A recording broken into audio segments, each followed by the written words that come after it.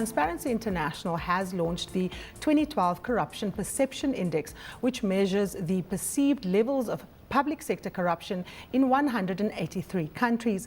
Key findings are that South Africa dropped down 5 places to number 69 from number 64. On the African continent, South Africa dropped down 2 places to number 7 from 9. Joining us now on the mechanisms to stem corruption in South Africa is Dave Loxton.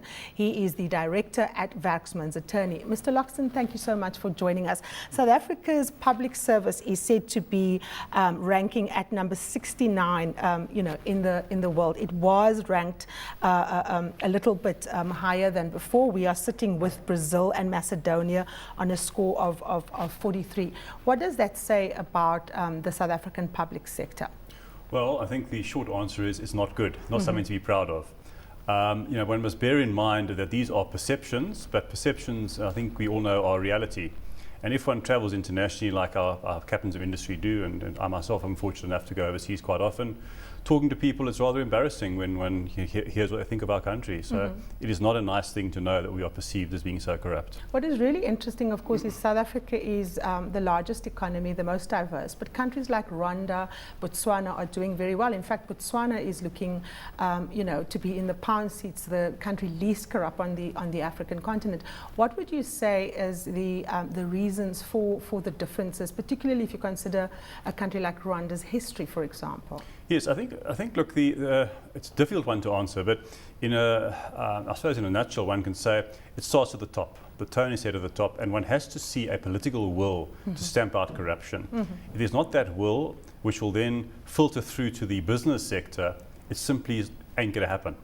And I think the perception is that in South Africa, government talks the talk but doesn't walk the talk. They say all the right things.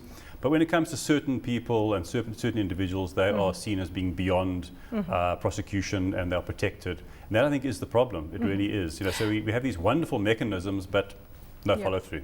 I just want to step out of South Africa and Africa for a while. I want to look at those countries that are performing really well. Finland, one of the countries that's performing really well.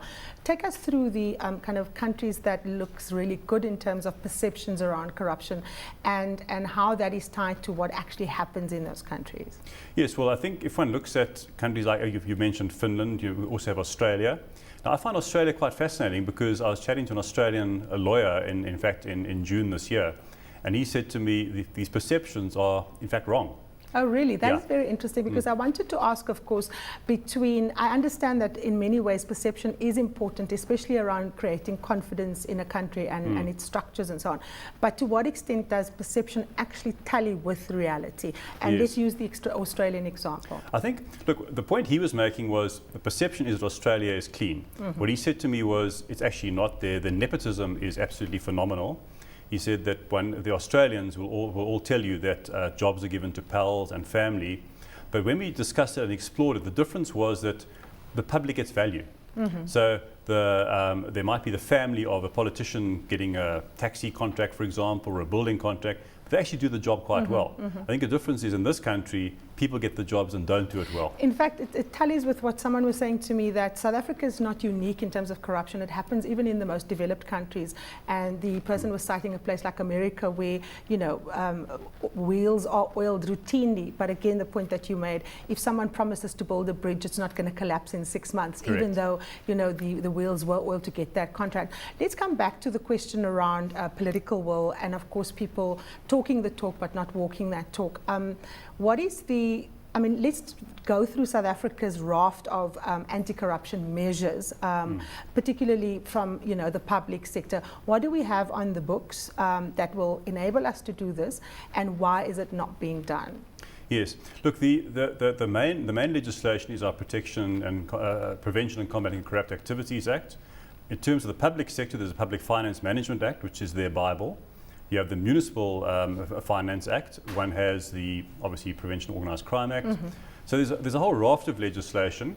The latest Companies Act has a section now which provides that there's got to be a Social and Ethics Committee, and the regulations that have been published provide that committee has to report to the shareholders on an annual basis on what the company is doing as far as matters relevant to corruption are concerned. So we have wonderful legislation.